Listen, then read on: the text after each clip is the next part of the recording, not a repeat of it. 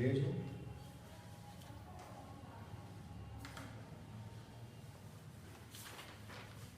Central force में जो हम बता चुके हैं, एक बार आपको और बता दें कि सेंट्रल फोर्सेस जो है, central forces,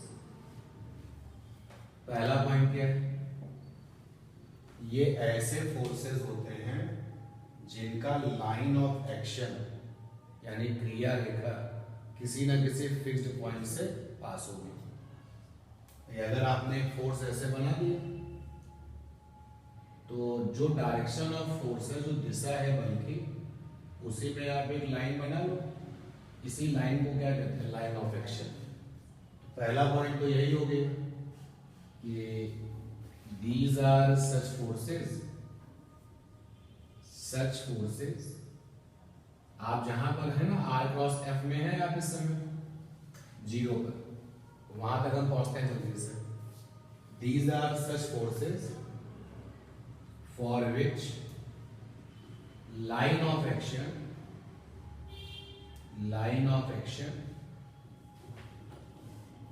passes, always passes through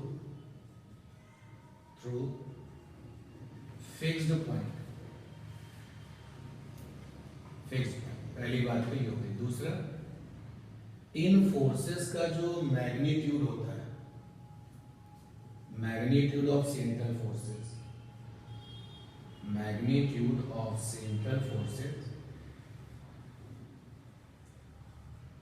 depend upon distance from fixed point.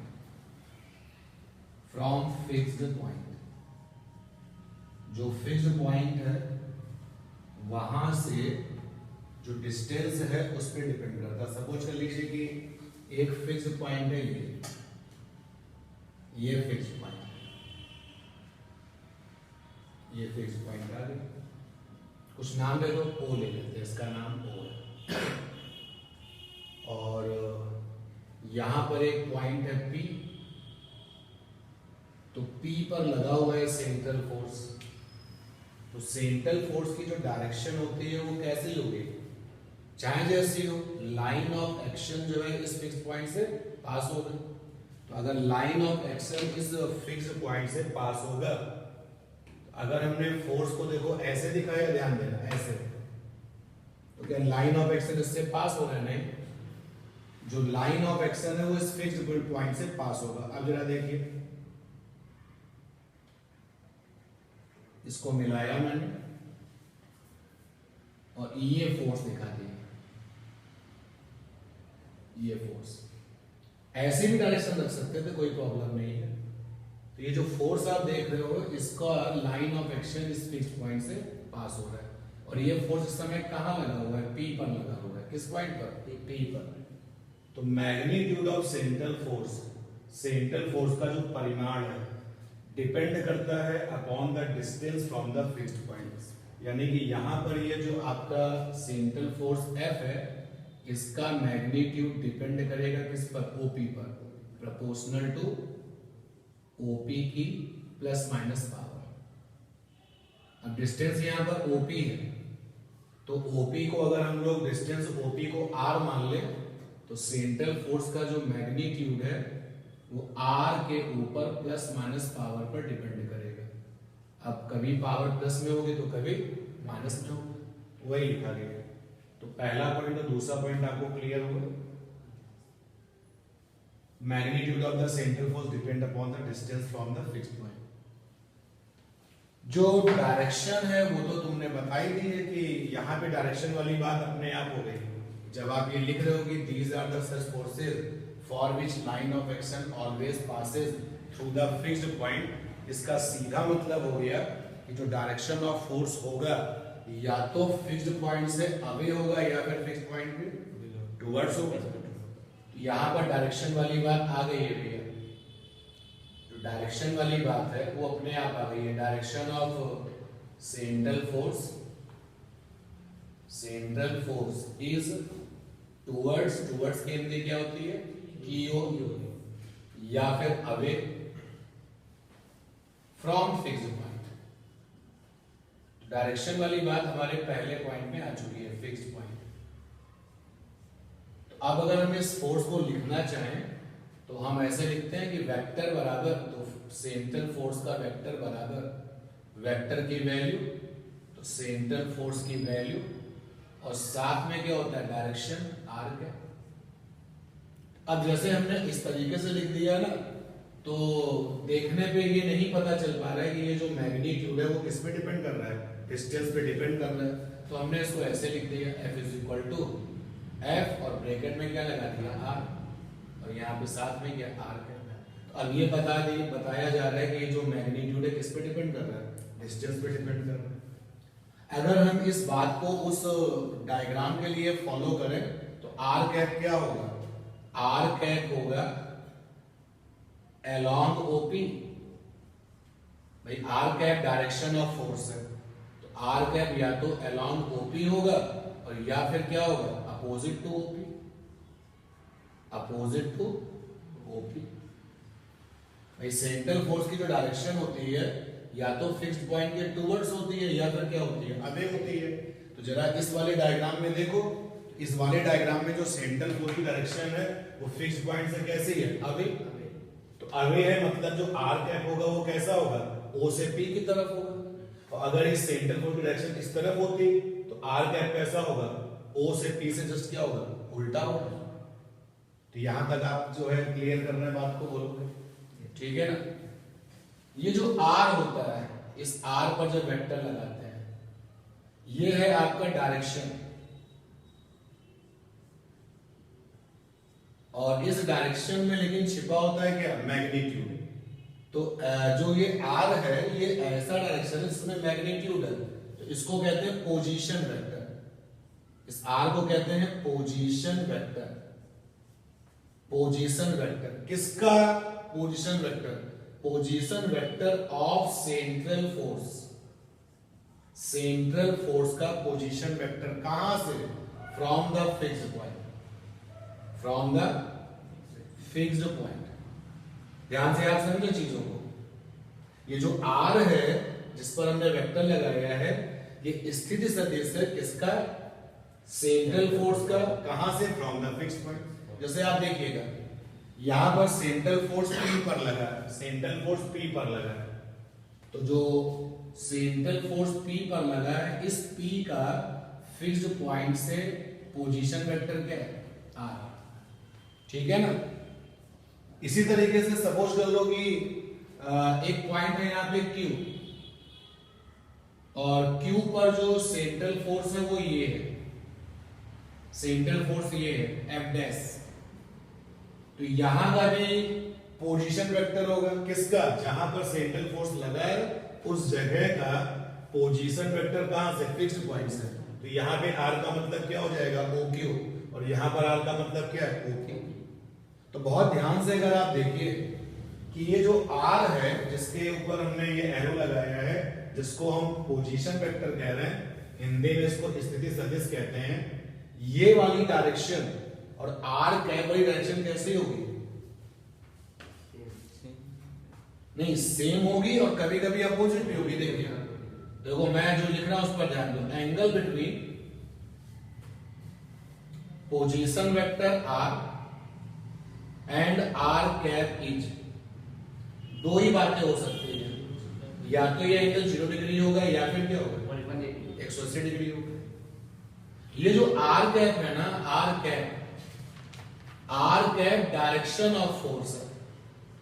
R cap का मतलब क्या है, डायरेक्शन ऑफ फोर्स। जैसे यहां देखिए जो फोर्स की डायरेक्शन है वो इधर है, तो R कैप की डायरेक्शन भी इधर ही होगी, और पोजीशन वेक्टर की डायरेक्शन कैसी है, इसी तरफ है। तो दोनों के बीच में एंगल क्या हो गया, 0। अच्छा अगर फोर्स की डायरेक्शन इधर हो जाती है, अगर फोर्स की डायरेक्शन इधर हो जाती तो R कैप की डायरेक्शन भी इधर ही हो जाती, लेकिन जो पोजीशन वेक्टर है उसकी डायरेक्शन कैसी होगी, O से P। स्थिति सदिश जो होता है वो कहां से निकलता है, फिक्स्ड पॉइंट से निकलता है, कहां तक जाता है, उस पॉइंट तक जाता है जहां पर हम बात कर रहे हैं। तो यहां पर जो आर कैप है और जो ये आपका पोजीशन वेक्टर आर है उसके बीच में कितना एंगल बन रहा है? 180 डिग्री का बन रहा है। ये भी हमें पता चल गया कि आर कैप और वेक्टर आर हमेशा कितने डिग्री पर होंगे? या तो 0 पर होंगे या फिर 180 डिग्री पर होंगे। ठीक। अब अगर हम आपसे ये कहें कि ये जो रिजल्ट आप देख रहे हो इक्वेशन 1 इसको लिख लेते हैं, तो इस रिजल्ट में हम पोजीशन वेक्टर आर से मल्टीप्लाई कर रहे हैं। तो हमने कहा आर क्रॉस एफ। भाई देखिए ये एक वेक्टर है और हम इस वाले वेक्टर से मल्टीप्लाई कर रहे हैं। तो दो तरीके थे, या तो हम बीच में डॉट लगाएं या फिर क्या लगाएं? क्रॉस। तो हम यहाँ पे क्रॉस प्रोडक्ट कर रहे हैं और ये काम हमने राइट हैंड में भी किया। आर क्रॉस एफ आर के। पिछली क्लास का जो ये रिजल्ट है बस मैं वहां आने वाला हूं, उसके आगे फिर मूव करता हूं। यहां पे आया आर क्रॉस एफ।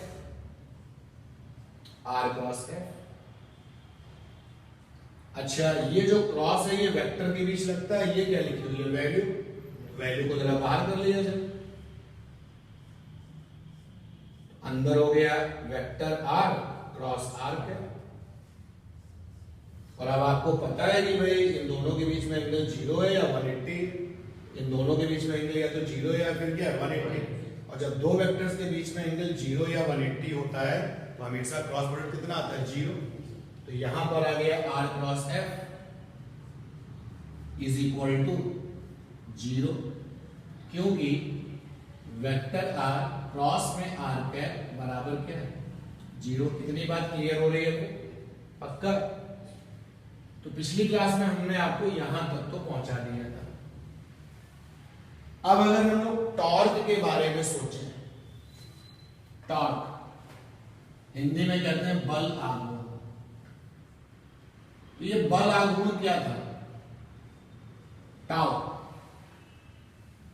तो बल आघूर्ण को जब आपने फर्स्ट टाइम जाना है तो आपने ये लिखा था टाउ बराबर आर क्रॉस एफ। जहां पे एफ क्या होता था? फोर्स। और आर क्या होता था? फिक्स्ड पॉइंट से उस बल की क्रिया रेखा की क्या दूरी, वेक्टर में दूरी। जैसे आप देख रहे हो कि ये फिक्स्ड पॉइंट है और ये आपका फोर्स है, तो फिक्स्ड पॉइंट से जिस पॉइंट पर बल लगा हुआ है उस पॉइंट तक की क्या दूरी। ठीक है ना? तो आर क्रॉस एफ जो होता है वो टॉर्क होता है। बात क्लियर है? मैं फिर से इसको रिपीट कर दूं, शायद मैंने पहले हिंदी में कुछ गलत बोल दिया था कि आर जो होता था उस पॉइंट की जहां पर फोर्स लगा है उस पॉइंट के फिक्स पॉइंट से क्या वेक्टर वाली दूरी। जैसे कि अगर फिक्स पॉइंट ये है और फोर्स इस पॉइंट पर लगा है तो इस पॉइंट की फिक्स पॉइंट से कौन सी दूरी? वेक्टर वाली दूरी। ठीक है ना? तो अब यहां पर हमको पता है कि भाई ये तो टॉर्क होता है, तो ये आपका हो गया टॉर्क। इस डायग्राम को हटा दें या रहने देते हैं, काम आएगा। तो यहां पर हो गया अगेन सेंट्रल फोर्स की कहानी में हमको मिल चुका है ये रिजल्ट। भैया ये तो टॉर्क हो गया। बहुत इंपॉर्टेंट बात सीखने को मिल गया कि अंडर द सेंट्रल फोर्स, जब कोई ऑब्जेक्ट सेंट्रल फोर्स के अंतर्गत होगा, under central force value of torque कैसे है? 0। Value of torque 0। क्लियर? इतनी बात बोलो। तो ये आपके लिए एक क्वेश्चन बना संबंध से कि जहां पर सेंट्रल फोर्स होते हैं वहां पे टॉर्क कितना होता है? 0। आंसर हो गया 0 होता है। ठीक। अच्छा अब हम आगे मूव करते हैं। हमने ये भी पढ़ा है, क्या पढ़ा है? कोणीय संवेग, एंगुलर मोमेंटम। एंगुलर मोमेंटम, कोणीय संवेग, कोणीय संवेग, कोणीय संवेग। और या तो आपने इसको कैपिटल एल से लिखा हुआ है या फिर आपने इसको कैपिटल जे से लिखा है। हम यहां पे एल से लिखेंगे। तो कोणीय संवेग क्या होता है भाई? तो कोणीय संवेग होता है आर क्रॉस पी P यहां पर क्या है, रेखीय सममित, P बराबर है mv, तो ये हो गया R क्रॉस mv, L बराबर हो गया m R क्रॉस v, ये आपने पढ़ रखा है, ठीक है ना। और कोणीय संवेग के बारे में हम लोगों ने क्या पढ़ा है, जो टॉर्क होता है, टॉर्क वो होता है कोणीय संवेग में परिवर्तन की दर, rate of change in angular momentum. जैसे कि न्यूटन्स लॉ सेकेंड लॉ में होता है बल बराबर संवेग परिवर्तन की दर, बल बराबर क्या, संवेग परिवर्तन की दर। वैसे ही रोटेशन की कहानी में कोणीय संवेग, तो कोणीय संवेग में परिवर्तन की दर बराबर क्या होता है, टॉर्क।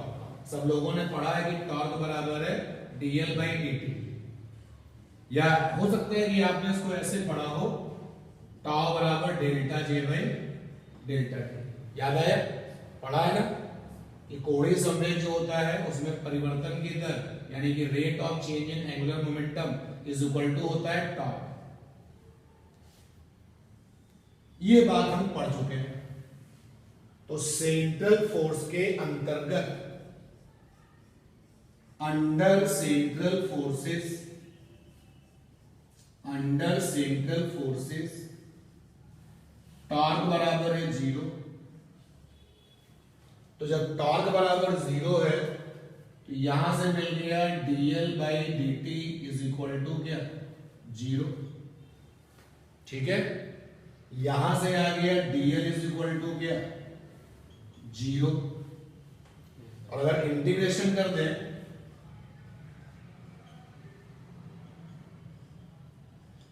तो यहां से L बराबर क्या आ गया, कांस्टेंट।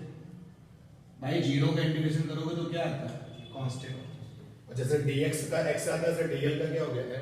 एक नई बात और ऐड हो गई कि सेंट्रल फोर्सेस की दुनिया में कोणीय संवेग सदैव क्या रहता है, नियत, कांस्टेंट रहता है। तो एक बात हमने यहां पर और जान ली, ये सब डिस्कशन में सेंट्रल फोर्सेस के फीचर्स आ रहे हैं। तो क्या हमने जान लिया भाई, यहां लिख देते हैं कि फोर्सेस सेंट्रल के अंतर्गत under central forces angular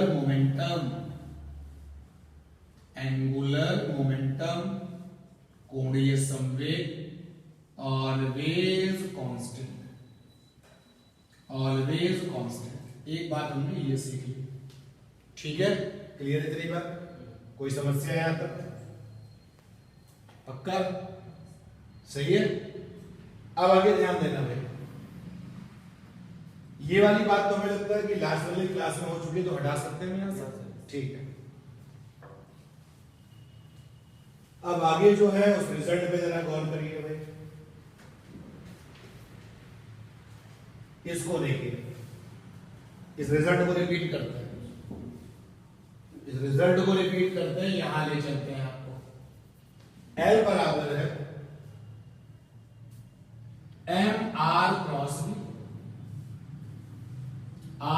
v, इसको ऐसे लिख लेते हैं, r cross v is equal to L by m। कोई प्रॉब्लम, कोई गलती इसमें नहीं। और L यहां पर कांस्टेंट है, ये तो हमें पता ही है, लेकिन जो चीज हम आपको बता रहे हैं ध्यान देना, R का और L का एंगल कितना होगा, 90, और V का और L का एंगल कितना होगा, 90, क्योंकि क्रॉस प्रोडक्ट से जो चीजें बनती हैं वो हमेशा उन लोगों के साथ क्या बनाती है, 90। अब आप ध्यान दीजिए कि यहां पर जो हमने सेंट्रल फोर्स लिया है और जो R लिया है वो किस प्लेन पर है, बोर्ड वाले प्लेन पर, बोर्ड वाले तल पर है। और बोर्ड वाले तल पर है R और V। मान लेते हैं कि सेंट्रल फोर्स जब लगा, मान लेते हैं जब सेंट्रल फोर्स लगा तो इस पार्टिकल ने कहा कि हमारी वेलोसिटी ये है, वेलोसिटी कितनी है हमारी ये। तो आप देख सकते हो कि R वाला वेक्टर भी बोर्ड पर है और जो वेलोसिटी वाला वेक्टर भी है वो भी बोर्ड पर है। तो आर वाला वेक्टर भी बोर्ड पर है, वेलोसिटी वाला वेक्टर भी बोर्ड पर है, और इन दोनों के क्रॉस वाले प्रोडक्ट से कौन आया है? एल। तो एल क्या होगा? बोर्ड के परपेंडिकुलर। अब वो बोर्ड के परपेंडिकुलर इधर की तरफ होगा या बोर्ड के परपेंडिकुलर इधर की तरफ होगा, ये हम लोग निकाल सकते हैं डायरेक्शन, लेकिन अभी हम डायरेक्शन की बात नहीं करते हैं। बट ये पक्का हो गया, ये जो एल वाला वेक्टर है वो बोर्ड के साथ कैसा होगा? परपेंडिकुलर। अब जब एल वाला वेक्टर बोर्ड के साथ परपेंडिकुलर होगा तो वेलोसिटी जो है वो बोर्ड के साथ कैसी होगी? परपेंडिकुलर। जो वेलोसिटी है वो बोर्ड के साथ कैसी है? परपेंडिकुलर। मेरी बात समझ पा रहे हो कि नहीं? नहीं, मैंने कुछ गलत फिर बोल दिया, फिर से देखो जरा, सुनो। एल वाला जो वेक्टर है वो बोर्ड के साथ कैसा है? परपेंडिकुलर। मान लेते हैं कि एल वाला वेक्टर ऐसा है अंदर की तरफ, तो ये एल वाला वेक्टर है अंदर की तरफ, ये तुम्हारा है कौन? आर वेक्टर जो कि बोर्ड पर है, ये तुम्हारे पास में कौन है? वी, वेलोसिटी है। तो ये जो वेलोसिटी है ये बोर्ड के प्लेन पर है, तो वेलोसिटी इस वाली डायरेक्शन से कितने एंगल पर है? 90 डिग्री पर है, और इस वाली डायरेक्शन से भी कितने एंगल पर है? 90 डिग्री पर है। और जब वेलोसिटी इस वाली डायरेक्शन से 90 डिग्री पर है, और अगर इस वाली डायरेक्शन से भी देखो क्या 90 डिग्री पर है, तो क्या वेलोसिटी का कोई भी कंपोनेंट, क्या वेलोसिटी का कोई भी कंपोनेंट एल के पास होगा या एल की तरफ होगा? नहीं। बात को समझने की कोशिश करो, ध्यान देना इधर। अगर आप एल को निकालोगे, ये पहले बताओ, ये क्लियर करो कि ये जो एल है वो वी के साथ 90 है, कंफर्म, और ये जो एल है वो आर के साथ भी 90 है। आर और वी कहां है? बोर्ड वाले प्लेन पर है, तो आर और वी आपके बोर्ड वाले प्लेन पर है, आर और वी बोर्ड वाले प्लेन पर है। तो ये ब्लैक वाला प्लेन क्या हो गया? आर, देख सकते हो ये आर, और ये ब्लू कैप वाला प्लेन क्या हो गया? वेलोसिटी। तो ये दोनों लोग बोर्ड के प्लेन पर है। तो जो ये डायरेक्शन है, ये डायरेक्शन कौन सी? बोर्ड से परपेंडिकुलर। और जो ये डायरेक्शन है वो भी कैसी है? बोर्ड से परपेंडिकुलर। तो किसी चीज को इधर जाने के लिए इधर क्या चाहिए? वेलोसिटी, या इधर जाने के लिए भी क्या चाहिए? वेलोसिटी। तो वेलोसिटी इस वाली डायरेक्शन से कितने डिग्री पर है? 90। तो क्या वेलोसिटी का कोई कंपोनेंट इस तरफ होगा? कभी नहीं होगा। अरे बताओ, होगा कंपोनेंट? कंपोनेंट कैसे होगा? चलो देखते हैं। आपने कहा होगा, तो वेलोसिटी का इस तरफ जो कंपोनेंट निकालोगे कैसे निकालोगे? v cos 90 कितना आया? 0। और अगर इधर निकालोगे तो भी कैसे निकालोगे? v cos 90 कितना आया? 0। इससे ये पता चल गया कि वेलोसिटी का कोई कंपोनेंट इस तरफ नहीं होगा और ना ही इस तरफ होगा। जब वेलोसिटी का कोई कंपोनेंट इस तरफ होगा ही नहीं, इस तरफ होगा ही नहीं, तो वो जो ऑब्जेक्ट है वो कभी इधर नहीं जाएगा, कभी इधर नहीं जाएगा, बल्कि उसी प्लेन पर क्या करेगा? मोशन करेगा। अब वो सर्कुलर मोशन करेगा या क्या करेगा, डजंट मैटर, लेकिन वेलोसिटी का कंपोनेंट जहां पर ये वेलोसिटी वाला वेक्टर है उस प्लेन के परपेंडिकुलर वेलोसिटी का कोई कंपोनेंट नहीं होगा, और जब वेलोसिटी का कोई कंपोनेंट होगा ही नहीं तो पार्टिकल उस तरफ भागेगा भी नहीं। वेलोसिटी का कोई कंपोनेंट उस प्लेन के परपेंडिकुलर नहीं होगा जिस प्लेन पर ये वेलोसिटी वेक्टर है, जिस प्लेन पर ये कौन वेक्टर है? आर। और इसलिए हम ये 100% श्योरिटी के साथ कह सकते हैं कि सेंट्रल फोर्सेस के अंतर्गत पार्टिकल जिस तल पर गति कर रहा है, जिस प्लेन पर मोशन कर रहा है, वो उस प्लेन को छोड़ करके कहीं दूसरे प्लेन पर नहीं जाएगा। अगर पार्टिकल बोर्ड प्लेन पर गति कर रहा है अंडर द सेंट्रल फोर्स, तो बोर्ड के ही प्लेन पर होगा। अगर पार्टिकल जमीन पर मोशन कर रहा है अंडर द सेंट्रल फोर्स, तो जमीन पर होगा, जमीन से ऊपर नहीं जा पाएगा, जमीन से नीचे नहीं जा पाएगा। अगर कोई पार्टिकल दीवार पर कर रहा है गति अंडर द सेंट्रल फोर्स, तो दीवार वाले प्लेन को छोड़ करके वो कहीं बाहर नहीं जा पाएगा, ना दीवार वाले प्लेन से बाहर इधर की तरफ और ना ही उस तरफ। ये बात क्लियर हो गई? क्योंकि अगर मैं आपसे ये कहता हूं कि आपको उधर जाना है तो आपके पास वेलोसिटी होनी चाहिए। इस समय हमने अपने डायग्राम में पार्टिकल को कहां बनाया है? बोर्ड पर। आर वाला वेक्टर कैसा है, बोर्ड पर, वेलोसिटी किस पर है, बोर्ड पर।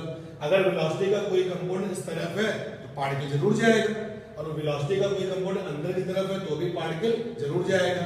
लेकिन हमने आपको प्रूव करके दिखा दिया कि वेलोसिटी का कोई भी कंपोनेंट ना तो इस तरफ है ना ही इस तरफ है, तो जो बेचारा पार्टिकल है वो उसी प्लेन पर क्या करता रहेगा, मोशन। क्लियर है ना? तो आपका काम शुरू होता है कहां से, यहां से, यहां से आगे मूव करिए, वो सब लिखा हुआ है पहले से।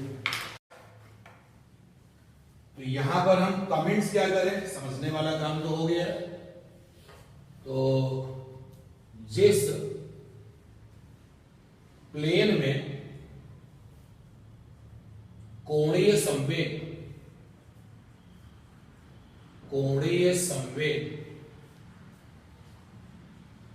एंगुलर मोमेंटम कैपिटल एल है,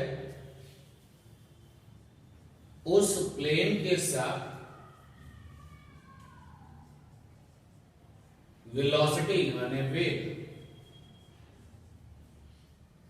का एंगल 90 डिग्री है। इसलिए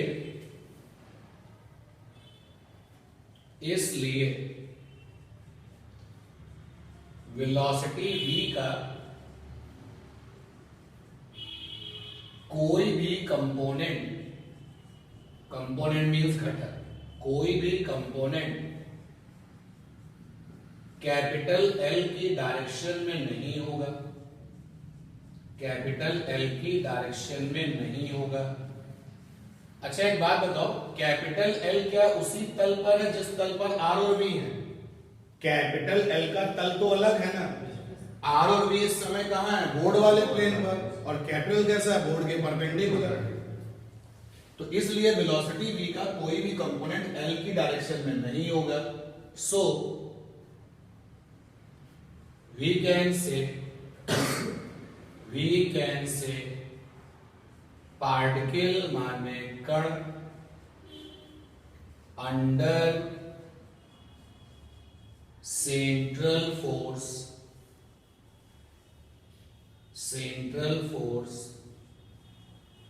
always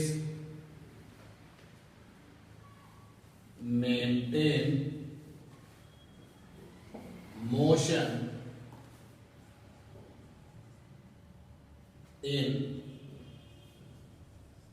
constant, या ऐसे लिखें, maintain motion in plane where motion start। जिस प्लेन पर मोशन स्टार्ट हुआ है पार्टिकल उसी प्लेन पर अपना मोशन मेंटेन रखेगा, कभी भी नहीं सोचेगा कि हम प्लेन बदल रहे हैं। ये प्रूव कर लिया, ये हम लोगों ने बात प्रूव कर ली कि जिस प्लेन में कोणीय संवेग L है उस प्लेन के साथ वेलोसिटी का एंगल 90 डिग्री है। और आप सबको पता है कि अगर किसी वेक्टर ने कहीं से 90 डिग्री बना लिया तो क्या वहां कोई कंपोनेंट दे पाता है? कभी नहीं। तो वेलोसिटी का वहां से एंगल 90 डिग्री है, इसलिए वेलोसिटी का कोई भी कंपोनेंट L की डायरेक्शन में नहीं होगा। तो ये सोचना गलत होगा कि पार्टिकल अपने प्लेन को छोड़ के उस प्लेन में जाएगा जहां पर L है। पार्टिकल अपने उसी प्लेन पर रहेगा जिस प्लेन पर उसने अपने मोशन को स्टार्ट किया था, under the central forces. Under the central forces यहां पर बार बार आया है, जिसकी हिंदी है सेंट्रल फोर्सेस के अंतर्गत। यहां पर भी देखो लिखा है अंडर द सेंट्रल फोर्सेस, यहां पर भी लिखा है अंडर द सेंट्रल फोर्सेस, जिसका मतलब है सेंट्रल फोर्स के अंतर्गत। तो सेंट्रल फोर्स का जो अगला नेक्स्ट जो प्रॉपर्टी है उसको अब हमें जानना है। तो उसको जानने के लिए हमें जिन चीजों की जरूरत पड़ेगी उसमें एक तो है आपका रेडियस वेक्टर, ये जान लो आप क्या होता है, और फिर आप ये जानो कि एरियल वेलोसिटी क्या है। एरियल वेलोसिटी, ये दो चीजें जानोगे तो फिर आप ये पता कर पाओगे कि जब सेंट्रल फोर्सेस होते हैं तो जो एरियल वेलोसिटी होती है वो हमेशा कैसे होती है, constant, under the constant time interval. तो रेडियस वेक्टर क्या है, तो it is position vector. Position vector का एक नया नाम होता है radius vector, it is position vector, ये कोई नई चीज नहीं है। तो एक बार फिर से ये हमारे पास में फिक्स्ड पॉइंट है, फिक्स्ड पॉइंट, इसको कुछ नाम दे दिया, वो नाम दे दिया मैंने। सेंट्रल फोर्स कहां लगा हुआ है, यहां लगा हुआ है, इस जगह पर। इस जगह का नाम क्या है, P। तो जो सेंट्रल फोर्स की जो डायरेक्शन होगी या तो O से P होगी या P से O होगी। तो हमने सेंट्रल फोर्स की डायरेक्शन निकाली, ये रही सेंट्रल फोर्स का F, और डायरेक्शन भी दिख रही होगी, और अच्छे से रिस्पांस के लिए R कैप लगा दिया। O से जो P है, O से जो P है, ये है आपका पोजीशन वेक्टर, हिंदी में स्थिति सदिश, और इसी को हम लोग क्या कहते हैं, रेडियस वेक्टर। ठीक, तो इसी का नाम है रेडियस वेक्टर। अब आप देखिए सारी चीजें मेंटेन थी पार्टिकल पर, पार्टिकल हमारा यहां था, अब सेंट्रल फोर्स भी था उसके पास, उस फोर्स की वजह से हमने ये माना, सपोज किया कि ये पार्टिकल यहां से यहां पहुंच गया। इस नई जगह का नाम है P डैश, नई जगह का नाम P डैश है। तुरंत तो नहीं पहुंच गया होगा, पहले वो P से यहां आया होगा, तो नया रेडियस वेक्टर बना होगा, फिर यहां से यहां आया होगा तो नया रेडियस वेक्टर बना होगा, फिर यहां से यहां आया होगा, नया रेडियस वेक्टर बना होगा। तो ऐसे radius vector, radius vector, radius vector, radius vector, और जब P डैश पर पहुंचा है तो जो आपका रेडियस वेक्टर है, जब ये P डैश पर पहुंचा है तो जो आपका रेडियस वेक्टर है, मान लिया वो रेडियस वेक्टर है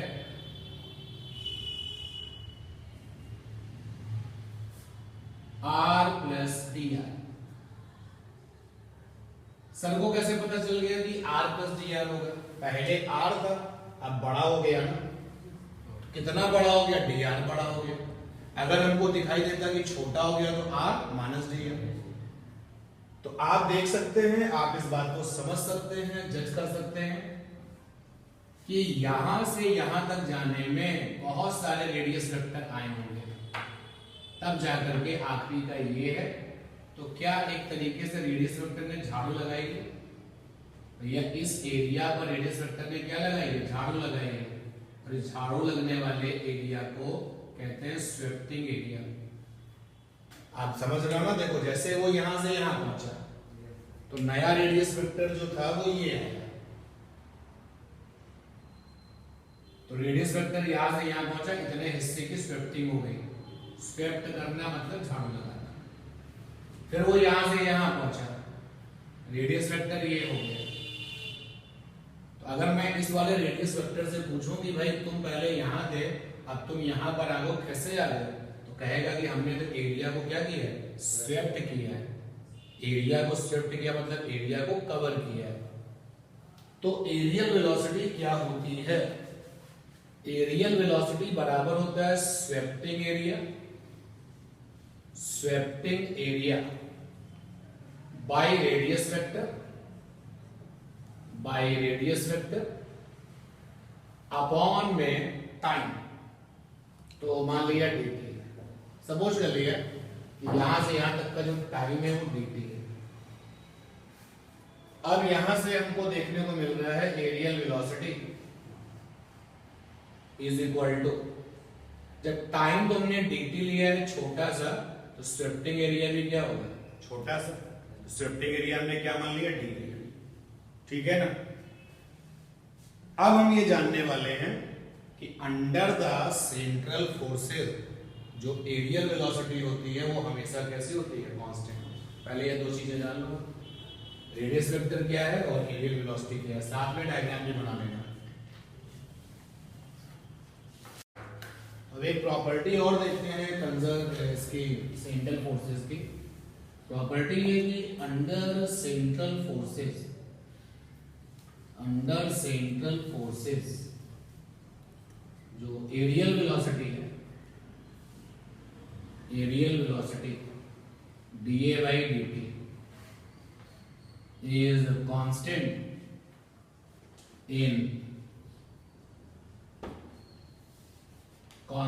interval of time,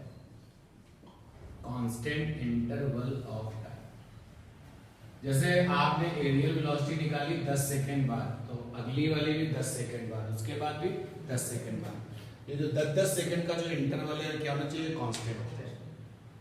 under central forces areal velocity dA by dt is constant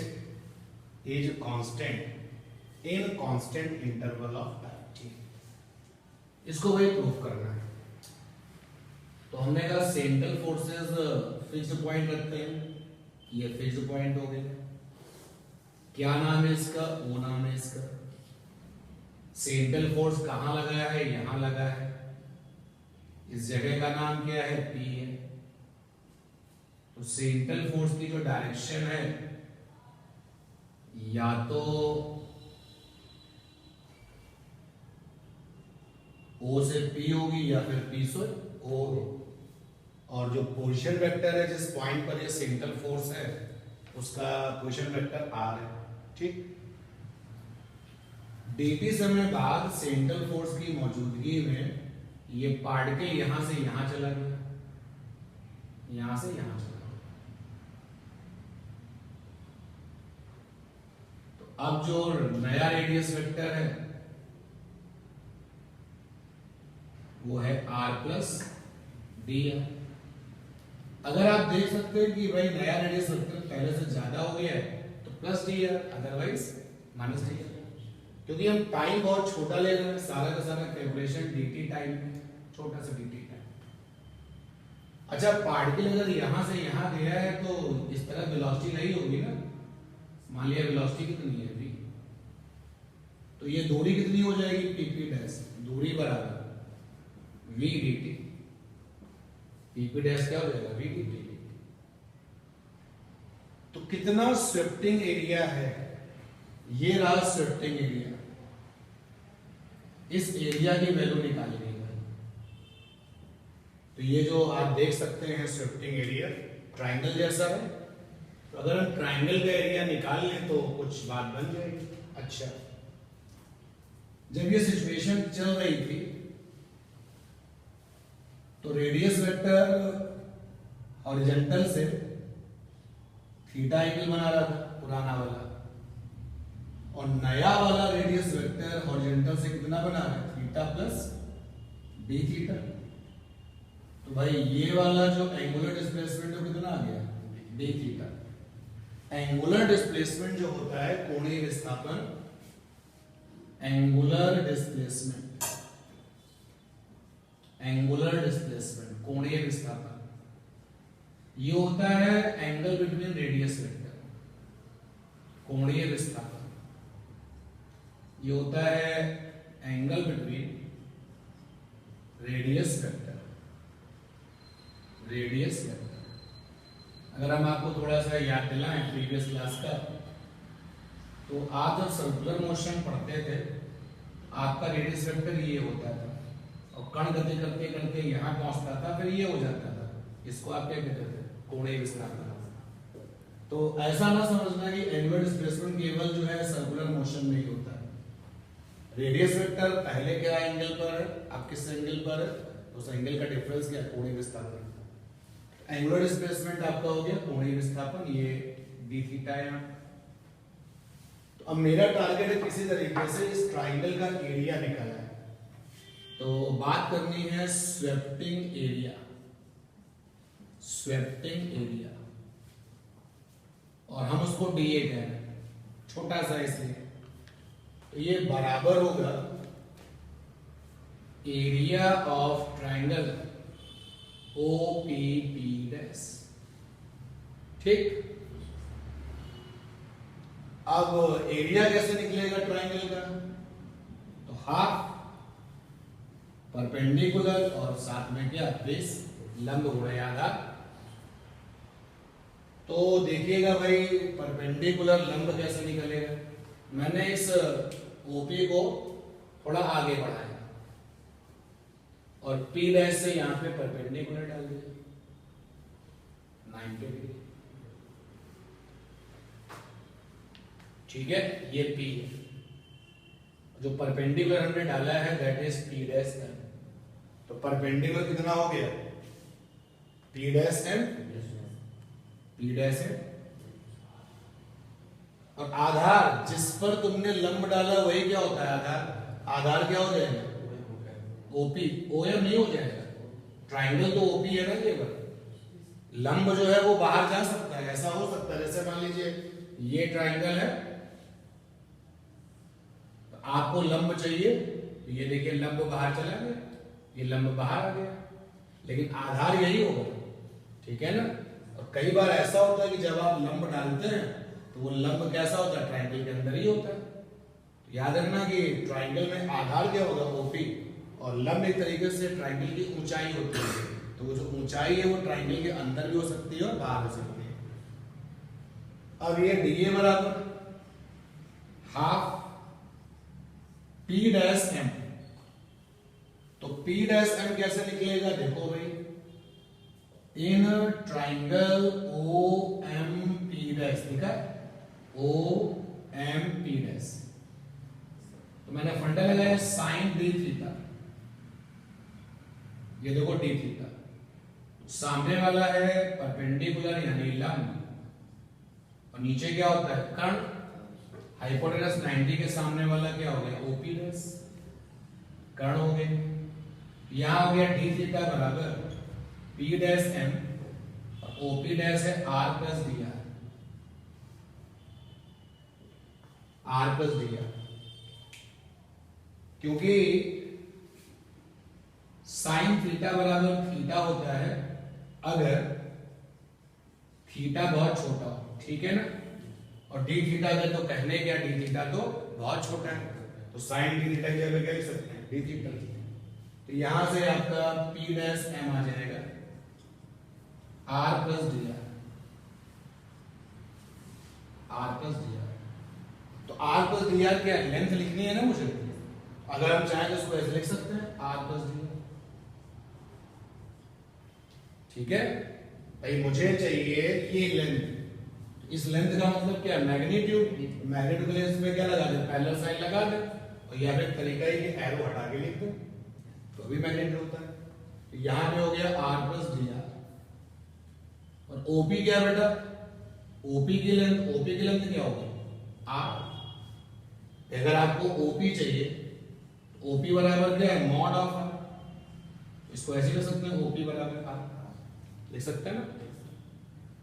तो यहां पे आया डीए, एरिया निकलने वाला है स्क्रिप्टिंग। डीए बराबर आ गया half R square plus R D R. यहां तक आपको ले आए। आइए यहां तक जल्दी से।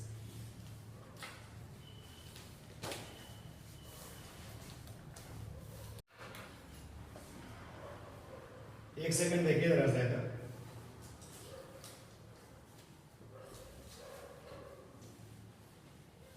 आप लोग भी ध्यान नहीं देते। P डैश M की वैल्यू कितनी है?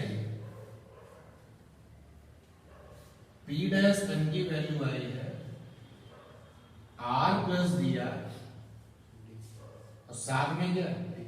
D theta. ठीक है, तो R प्लस डी आर मिल सकते हैं। R प्लस डी आर बिना वेक्टर के यानी कि वैल्यू फॉर्म में, ये डी थीटा रख दिया जाए यहां पर। डीए बराबर हो गया half P dash M. P dash M आया मेरे पास आर प्लस डी आर, और साथ में क्या? D theta. ओपी क्या है अपना? आर। ठीक है,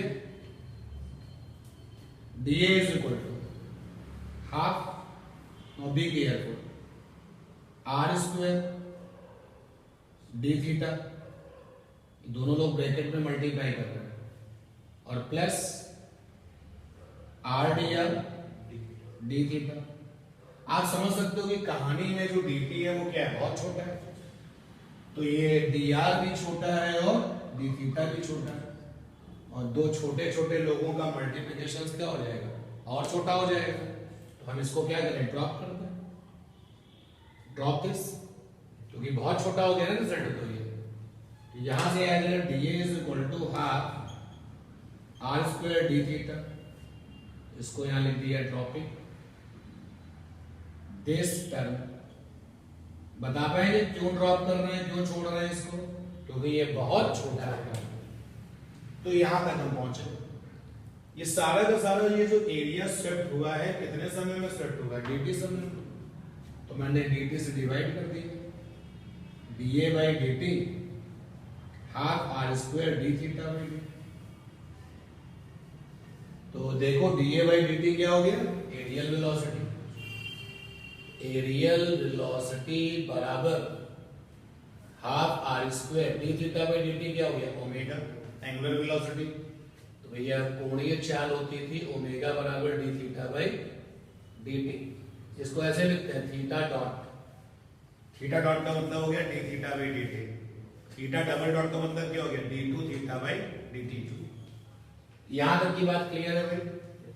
अब देखिए कोणीय संवेग का फार्मूला ये भी तो होता है एम आर स्क्वायर ओमेगा, जानते हो नहीं जानते हो, जानते हो।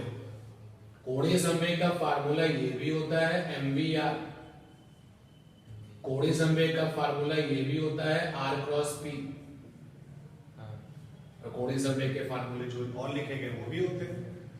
एम द्रव्यमान मास, आर वही फिक्स्ड पॉइंट से दूरी, ओमेगा कोणीय चाल। तो हम ये वाला फंडा ले रहे हैं। तो यहां से आर स्क्वायर की वैल्यू आ गई, आर स्क्वायर ओमेगा की वैल्यू आ गई एल बाई एम। तो ये आया areal velocity is equal to half L by M.